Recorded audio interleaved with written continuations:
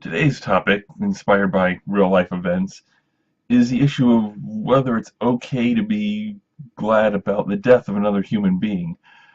Before I get into too much detail about my position on this, which, spoiler alert, is yes, I should admit that I used to treat this as a lot more of a joke than I do now. Back in the early days of the internet, before social media, in a chat room I frequented, we had someone come in once expressing some rather awful opinions and being very disrespectful to the regulars, a woman as it turns out, defying the normal gender roles in this. And one person was getting kind of worked up about it, and I eventually said to them, look, yes, she's being a jerk, but look on the bright side. Someday, somehow, she will die, and the world will be a slightly better place for it. Now, I said that more or less as a joke, because invoking death over someone mouthing off in a chat room is a wildly over-the-top response, which was perhaps the too subtle humor element in that statement. Although this was back in the days before it was discovered that people could make a living harassing and abusing other people online. But there was a grain of truth in the statement, specifically that the world would be a better place without certain people in it.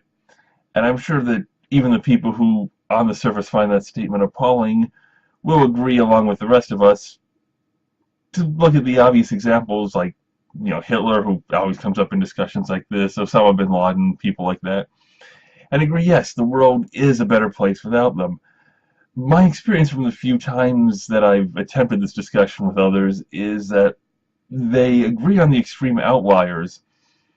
So right up front, for most people it's not an issue of yes or no, is it okay, but it's more an issue of degree. How much negative impact does a person have to have before there's justification being okay with their passing, whether that negative impact is on society in general or just on your life specifically? How far can you reasonably go? How far along the scale can you slide before you're just being a completely unsympathetic jerk saying glad they're dead about absolutely everyone? My feeling on this is fairly obvious, but also frustratingly vague, I would think. Who should we be glad to see pass on? Anyone who causes more harm than good, who leaves you or the world a worse place for having been in it.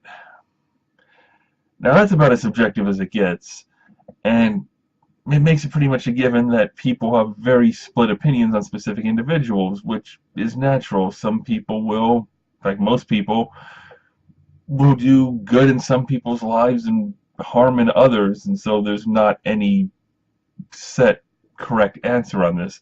I plan to get into a bit more detail on that topic in another time, but this is completely a matter of degrees. There is no true moral purity. There's no one who's entirely good or entirely evil. There's no one whose influence on the world or the people around them is entirely negative or entirely positive. And there never will be. So you don't want to cite being glad about somebody's death simply against people who are annoying online, as I originally did, semi-jokingly. Besides, as far as people go, there's not really any sort of an official record kept. It's word of mouth, personal experience, very subjective. What have you experienced from them? What have they done? There's not really any way to definitively show what actions they took and what ones they didn't that made the world a better or worse place. Which brings us to Antonin Scalia. Here's a man whose track record is well documented, and he wrote a lot of it himself. He's a man who's a member of the Supreme Court, one of the 9 highest justices in the land, author of any number of decisions that impact the lives of everyone in this country, and by any measure that includes basic empathy for other human beings, he was just a terrible, terrible person. He passed away in Texas on a trip he didn't pay for at a resort owned by somebody who was the defendant in a case who was spared from a suit when the Supreme Court declined to hear an appeal on that case. He was against any government ruling or action that made any distinction regarding race or gender. even those designed to address inequities in our society in race and gender and help level the playing field a bit for people who are disadvantaged by society's general biases, namely that people who are white or male tend to do better not through merit, but simply because they're white or male. He stated the Constitution doesn't require discrimination based on sex, but it doesn't prohibit it either. He stated that black people would be better served going to slower track schools they were more capable of handling and doing well at rather than affirmative action and getting them into better schools. He ruled against penalties for actions determined to be hate crimes. He was against protection for gay people, ruling that anti-sodomy laws were legal, ruling that what two consenting adults did in the privacy of their own home was grounds for arrest and incarceration. He stated that the courts that ruled against criminalizing homosexuality had signed on to the homosexual agenda. He consistently ruled against abortion in any form for any reason. He strongly supported the death penalty, ruling for it to be applied to people as young as 15 and to the mentally retarded.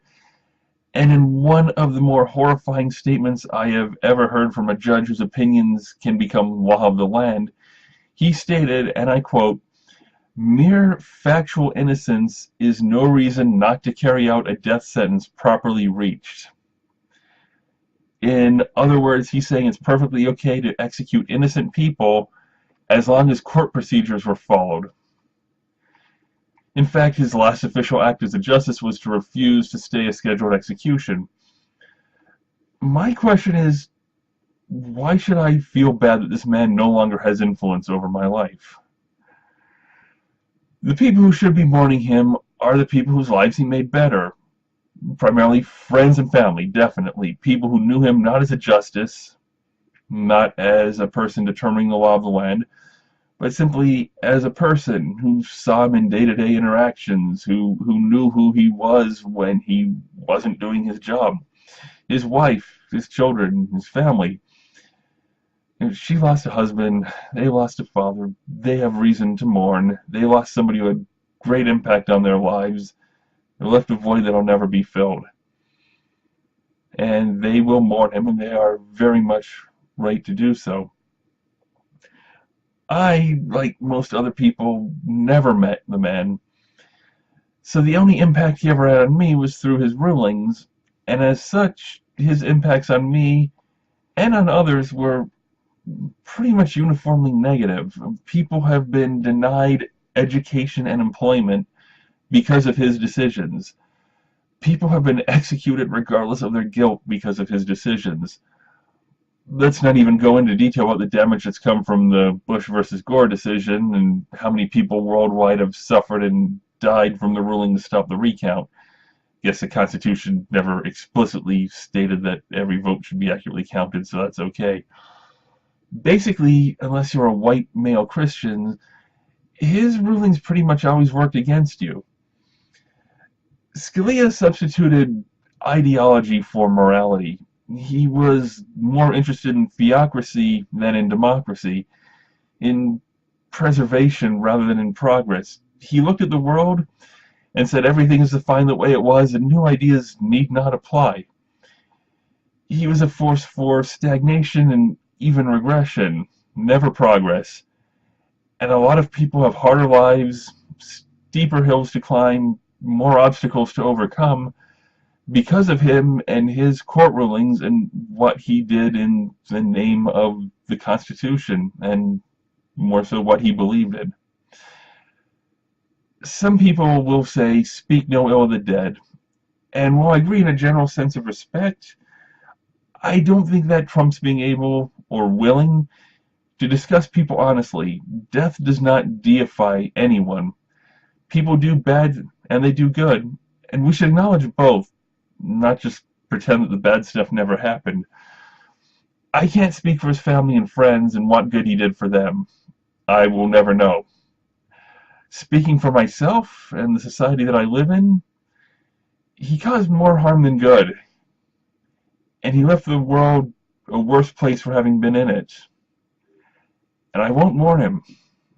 He never earned that. Not from me.